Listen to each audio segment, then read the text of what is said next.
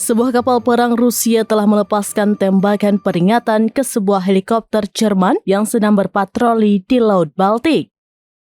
Awak kapal Rusia menembakkan amunisi sinyal, demikian informasi yang diperoleh kantor pers Jerman di Brussels dilansir dari Daily Mail pada Kamis 5 Desember 2024.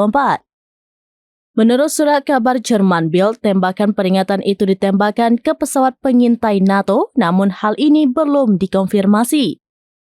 Insiden semacam ini merupakan tanda seberapa dekat NATO dan Rusia untuk saling berhadapan secara langsung.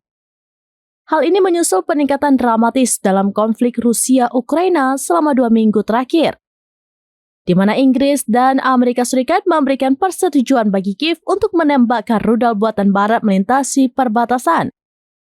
Mantan Presiden dan Perdana Menteri Rusia Dmitry Medvedev bahkan menyatakan akhir bulan lalu bahwa NATO dan Amerika Serikat sedang dalam perang penuh dengan Rusia.